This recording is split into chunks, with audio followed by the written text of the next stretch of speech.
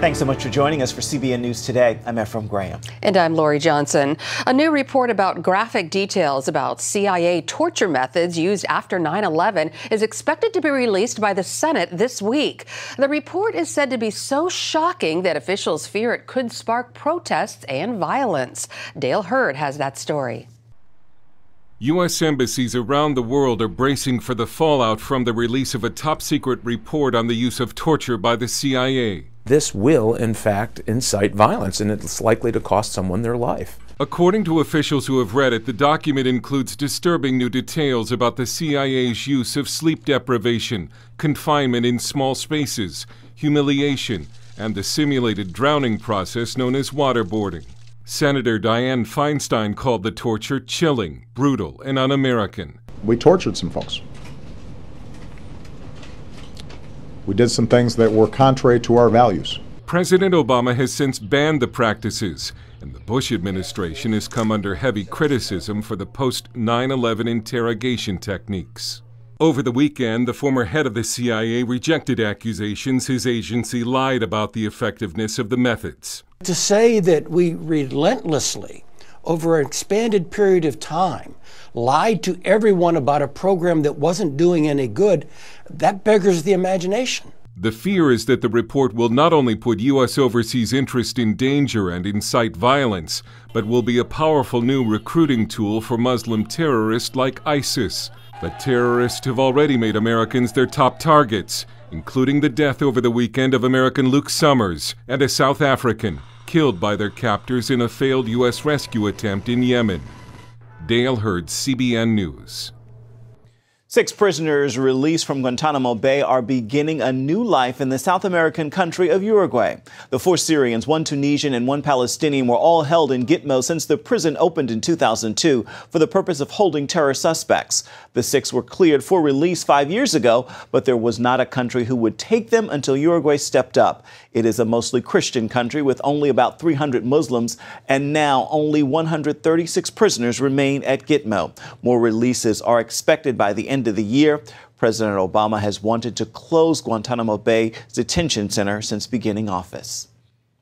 U.S. and NATO forces have ceremonially ended their combat mission in Afghanistan, transitioning now to a training and support role. It's been 13 years since the September 11 terror attack sparked the invasion of the country to topple the Taliban-led government. Starting January 1st, 2015, the coalition will maintain 13,000 troops in Afghanistan, down from a peak of around 140,000 3 years ago.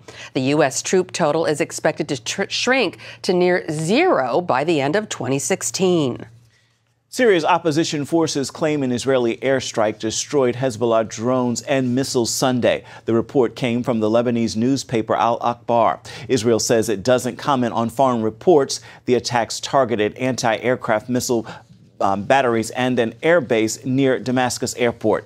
Israel's Prime Minister Benjamin Netanyahu had cautioned in Sunday's cabinet meeting that Israel would deal with Middle East threats and challenges because, quote, they do not take a time out. Syria's government claims there were no casualties.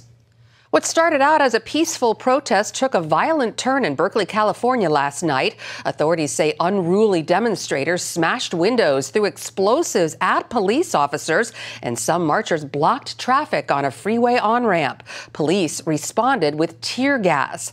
The protests come after the latest high-profile grand jury decision in New York City, where a white police officer was not indicted in the chokehold death of Eric Garner.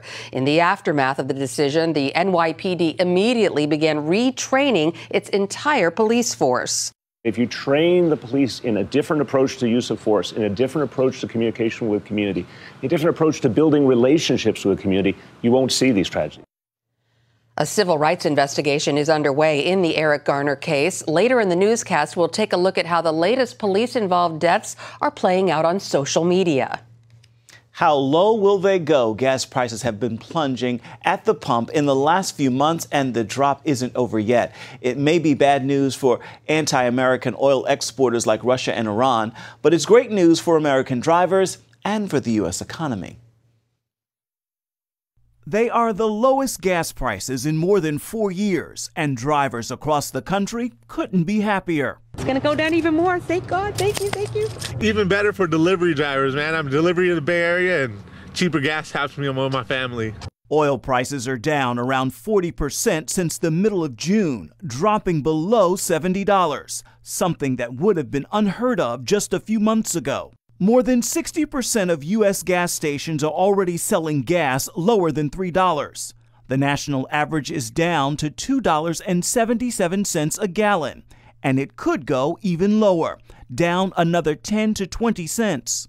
It's a boost for the economy because the lower gas prices are like a tax cut for anyone who buys gas. With someone that commutes, it does add up over, the weeks and the months. Those lower gas prices are a good sign for consumer spending as the holiday season approaches, because the more drivers save at the pump, the more they'll have to splurge on presents and everything else. But it's not necessarily great news for countries that export oil, like oil exporting countries in the Middle East, Russia, Venezuela, and others. Venezuela will bring in less money from oil, and that could hurt an economy that already faces problems. Russia's economy is also already hurting because the value of the ruble has been falling on the international markets and inflation has been heading higher. And the Washington Post reports lower oil prices could hurt Iran, which relies on money from selling oil. Lower oil prices could hit the Iranian economy, which is already under international sanctions because of its nuclear program. No one really knows the full impact of falling oil prices because they drop so fast. So for now, many companies and countries are simply wondering how they'll deal with this new world of cheap oil. The latest national survey reveals the average price of regular gasoline has plunged 12 cents a gallon in just the past 2 weeks. Congress is taking another step this week to preserve a war memorial cross at Mount Soledad in California.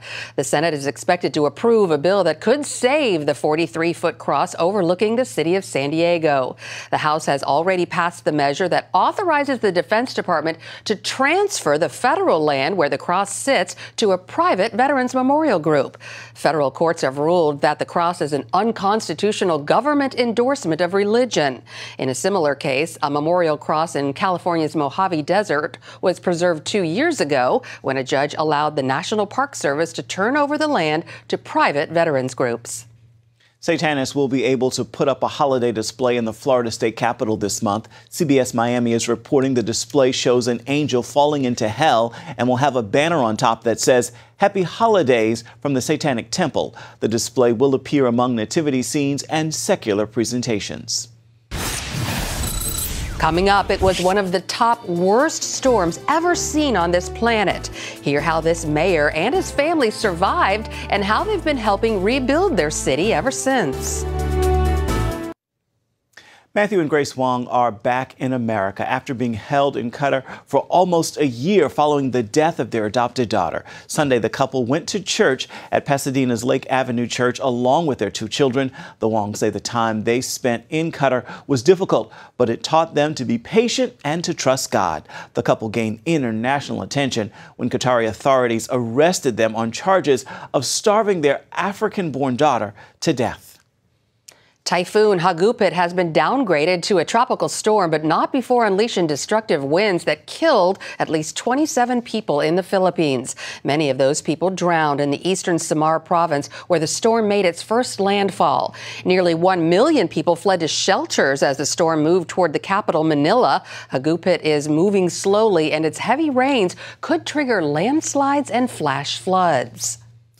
This latest storm comes as the Philippines is still recovering from last year's Super Typhoon Haiyan. Just over a year ago, Haiyan leveled an entire villages and left more than 7,300 people dead or missing. Now, for the first time, the mayor of the demolished city of Tacloban is speaking out. He tells CBN News about how his faith in God helps with the challenges of rebuilding a destroyed city.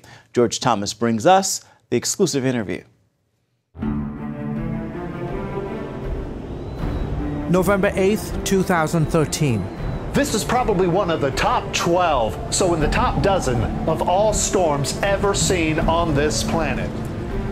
As Super Typhoon Haiyan slams into eastern Philippines, Tacloban Mayor Alfred Romualdez and a few staff members are stranded at this beachfront location. A song that I was singing throughout the time was, "You are my world, you are my God, and I lay down my life for you." Suddenly, a storm surge hits the building, as seen in this video obtained exclusively by CBN News. And I was asking God, just give me a few minutes, even an hour, just to get down here to make sure my family is okay. Then if it's time for me to go, then that's it. Romualdez and the others punch a hole in the ceiling to escape rising water. And just in time, as another tidal wave hits. Meanwhile, across town at his beach house, Romualdez's wife and 2 children are also on the verge of being swept away by tsunami-like waves. The entire time she's reciting the whole of Psalm 91. I will dwell in the shelter of the Most High God. I will rest in the shadow of the Almighty. I will say of the Lord, you are my refuge and my fortress, my God in whom I trust. The couple says it's a miracle they survived. When you're faced with death, as I was several times during that day, you completely forget everything. I never went back to my house to check my belongings till after like 5 days. But what was in me were lives of people.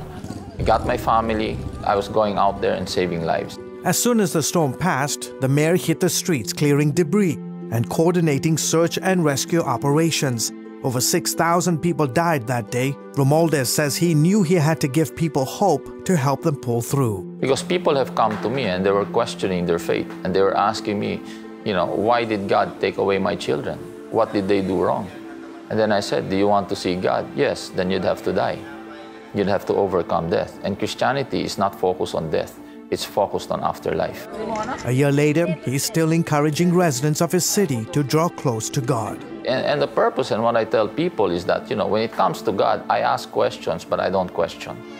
I ask questions and I ask, Lord, why did this happen? Have you had an answer yet? Yes. And what does he say? And the answer clearly is that, it's not a miracle that you survive, because at the end of the day, you're going to die.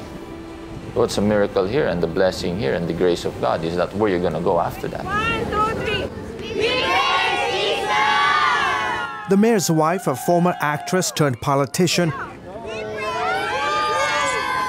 organized several evangelistic outreaches in Tacloban, including this worship event which took place on the storm's 1-year anniversary. Anything could happen any minute. You could lose your life any second, any day. So people need to realize, and I think people have realized that there's no other way you can go but relying on God and walking with God every day.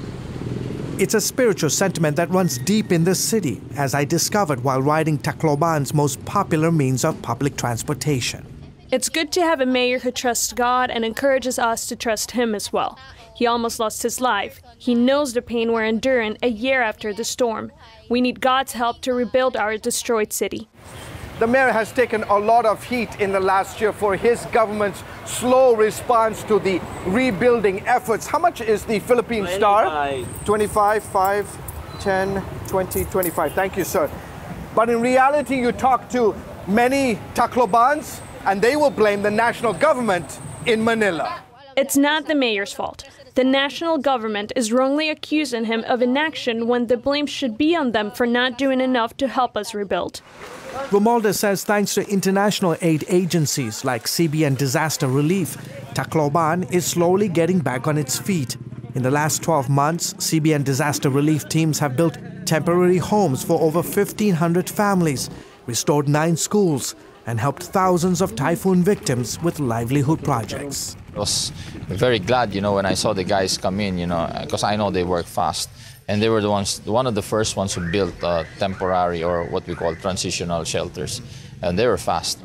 Mayor Romualdez is a very busy man these days, trying to rebuild and restore hope to his city. I just pray for the mayor and his family, Father. He clings to his faith and is trusting God to fulfill his divine purposes for Tacloban. Being more like Christ is really living dangerously. We are not told that there is a disaster, so we will hide. No. We are told that there are disasters to come, there are challenges to come for us to face it, and God will be with us, and you're going to come out of it. Having a strong faith is the key. You can't do it alone. George Thomas, CBN News, Tacloban, Philippines. Wow, we need more mayors like that in the United States. Indeed. Oh, just to see him be able to put his faith in action and live it out and lead that city, and they respect and honor that. Beautiful. I loved it. And my favorite line of his was when he said, the miracle isn't the fact that we were saved from the typhoon, but what happens after death. Amen. The miracle of salvation. You got that right. Beautiful, beautiful. Well, up next, recent police-involved death cases are sparking protests across America. They're also making a major impact on social media. We'll show you how.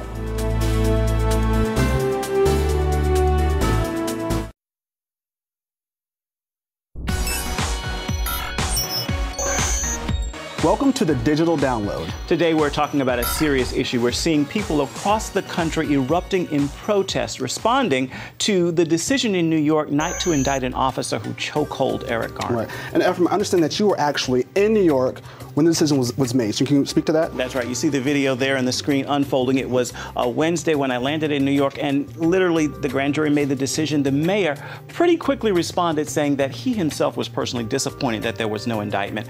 And immediately following that, there were protests in the street. The good thing, they were peaceful, but they did caused the city to come to a halt in many areas. I was just trying to get from my hotel to another part of town and could not do it in a taxi cab. I had to literally say, just let me off here.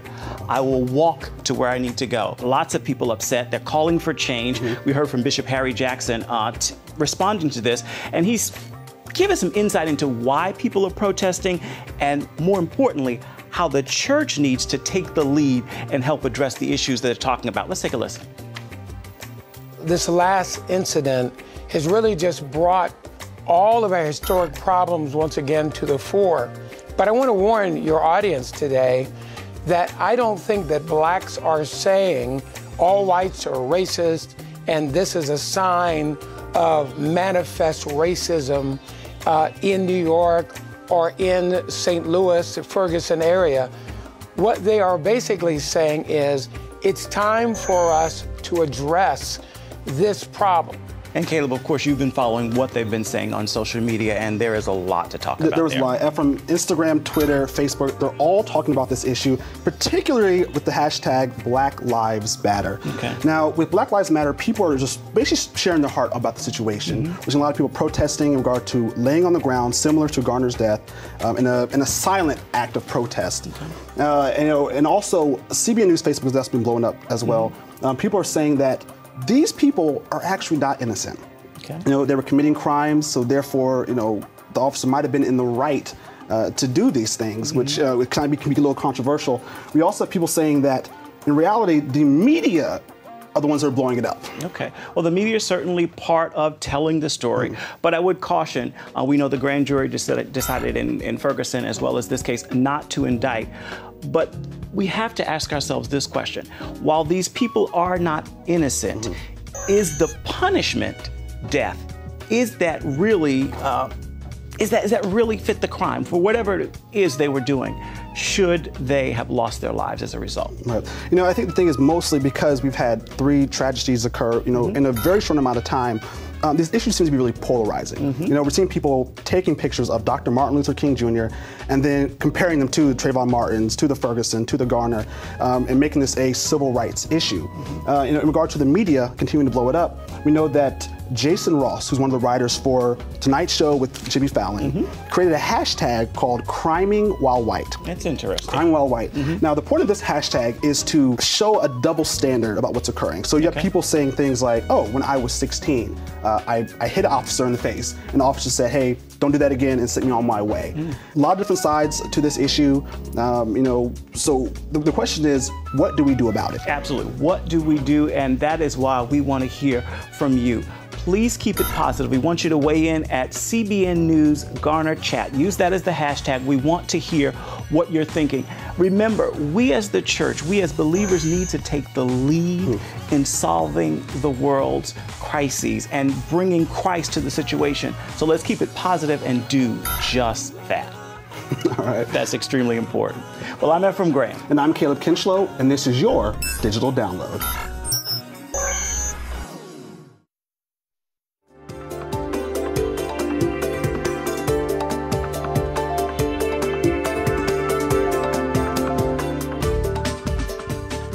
Sunday marked National Pearl Harbor Remembrance Day, a time to honor all who died during the attack on Pearl Harbor in 1941. Through the attack, although the attack brought many lives to an end, it's also where stories of redemption began. The book Wounded Tiger tells the true account of the Japanese military man who led the attack on Pearl Harbor and his drastic life change when he met an American prisoner of war. CBN News had the privilege of speaking with Mark Bennett, the author of Wounded Tiger, about the book. It's the true story of the pilot who led the attack on Pearl Harbor, whose life was transformed by an American prisoner and by a girl he never met. There's 3 plot lines that run concurrently, and they're completely separate and independent, but then they slowly come together. The first is Mitsuo Fuchida, who was the lead pilot in the Imperial Japanese Navy, who led the attack on Pearl Harbor, who was slated to lead the attack both in Midway as well.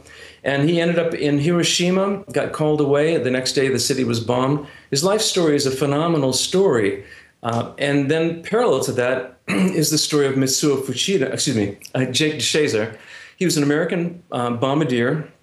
He was on the Doolittle raid, and they attacked Japan in 1942. He ended up becoming a prisoner of war, and he was full of hatred toward the Japanese and just wanted to kill as many as possible. Then there's a third plot line, that's the Covell family. They were teachers and missionaries in Japan, and they loved the Japanese, but they despised war. So when Japan started to ramp up for war, they moved their family to the Philippines, where they believed they'd be safe under the protection of the United States and General Douglas MacArthur. So these 3 stories run parallel, and then they slowly come together. Now, Bennett says he had an opportunity to sell the screenplay of his book, but he turned down a Hollywood offer because he didn't want the studio to leave out the spiritual aspects of the redemption in the story. What a great book. Wounded Tiger would be a good Christmas present. Indeed, indeed. Shopping around. Good to get. Well, that is going to do it for now here on CBN News Today. You can find more exclusive coverage of the issues you care most about at cbnnews.com. And tell us what you think about the stories you've seen here. You can do that on Facebook or at CBN News on Twitter. We hope you'll join us again next time. Have a great day, everyone.